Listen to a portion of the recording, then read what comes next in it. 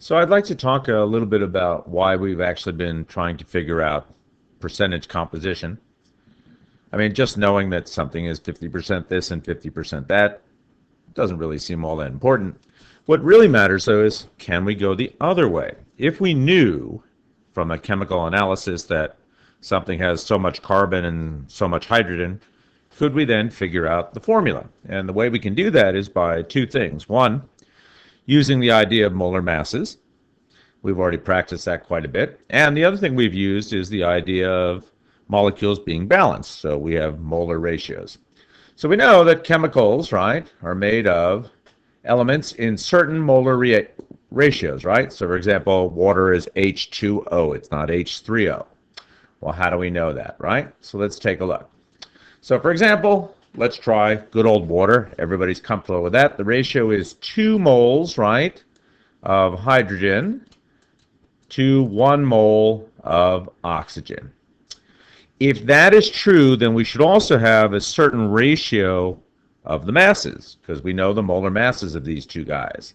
And we can remember, therefore, that the molar mass of hydrogen is 1, and the molar mass of oxygen is 16. Well, let's take a look at this. If we have 2 moles of hydrogen, that means we must have had 2 grams. And if we have 1 mole of oxygen, that means we must have had 16 grams. So we can go ahead and convert moles to grams very easily. We know that from our equation here. We've seen this equation before, right? And this equation is, of course, moles equals the mass divided by the molar mass. So last time in that problem I said, well, if I have 2 grams of hydrogen, right, and hydrogen is 1 gram for every mole, therefore I must have had 2 moles of hydrogen. Very, very simple, right? Okay. Let's try this one here. Now suppose I have a compound, and we're going to keep it really easy for now. We're just going to say, well, you just have 1 mole. So we're going to keep our calculations uncomplicated.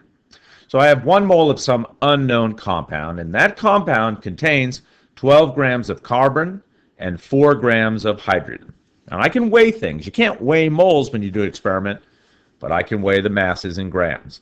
So what I'm going to do, though, is convert it to moles. That's going to be my universal unit of reaction, and that'll help me to figure it out here. So let's do it. If we have, right, 12 grams of carbon, and every mole weighs 12 grams, that's easy. And I chose these numbers so they'd be easy. So I have 1 mole of carbon.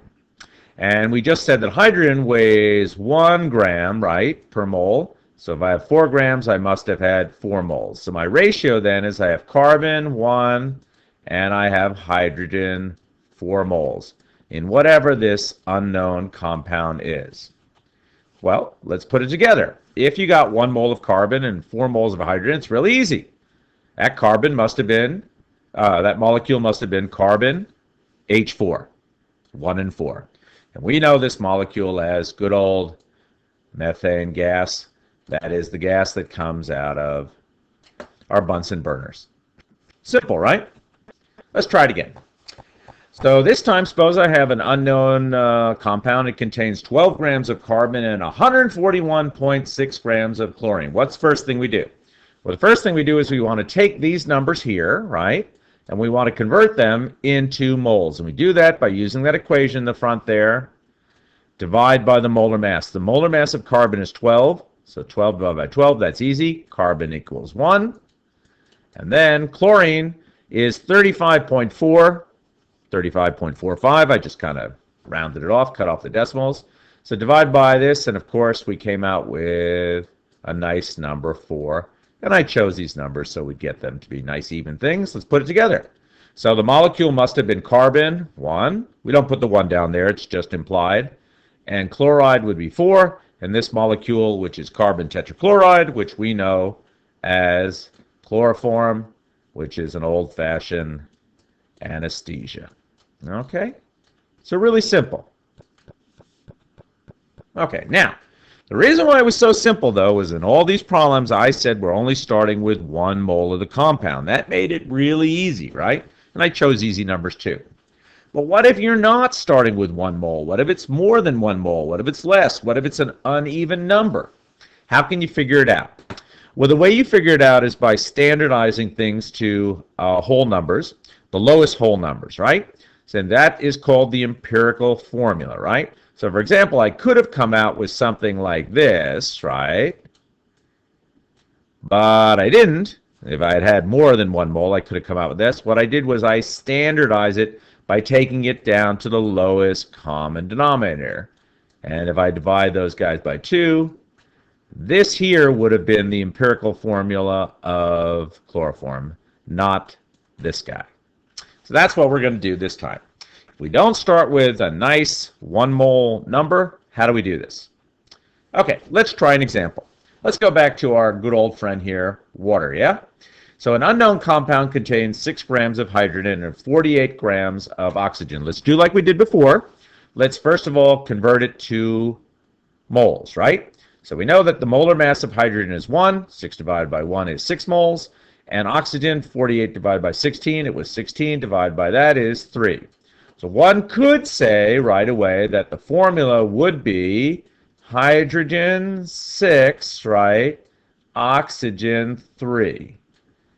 But that's not really the right thing, right? So what we're going to do is reduce it down to its lowest common denominator. Now, how do you do that? Well, you can see exactly what's going to happen here. I mean, you guys know basic math, but if it's a complicated number, this is what you do. Pick out the number who's the lowest. Okay, 3 is the lowest, right? So I'm going to divide both of them by 3, right? And that should get me to the lowest common denominator. So hydrogen, 6 divided by 3 gives me 2. And oxygen, 3 divided by 3 gives me 1. And therefore, aha, that was really water. So not this guy, H6O3, but H2O, and there should be a 1 over there.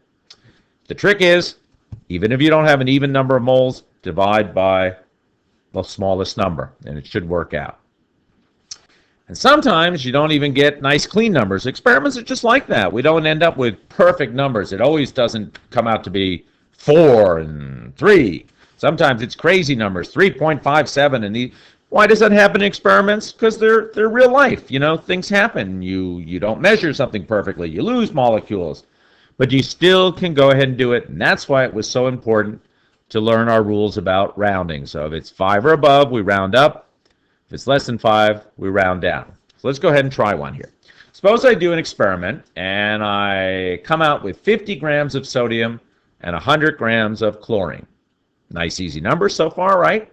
Let's go ahead and do our first thing. We're going to convert them to moles. Well, the molar mass of sodium is 23, so that ends up, ooh, that's not a very pretty number, 2.17 moles. And chlorine, we divide by its molar mass, which is 35.4. Ooh, even better. Or I'm sorry, even worse, right? So if I wrote this down just the way I got it here, would I really write it as this, right? And then chlorine, 2.82. Well, I wouldn't do that, right? First of all, you can't have decimals. It's got to be whole numbers, right? So this is just no good. So how are we going to get to whole numbers? You pick the smallest number, which is 2.17 here, and you divide them both by that. So sodium, that's always going to be 1. That was the point of it. So now I got just sodium 1. And chlorine, oh, divided by that is 1.3. Well, I still don't like that, do I? And now we go ahead and use our simple idea of rounding. So let's round this. 1.3, 3 is less than 5, right? So we're going to round it down, right?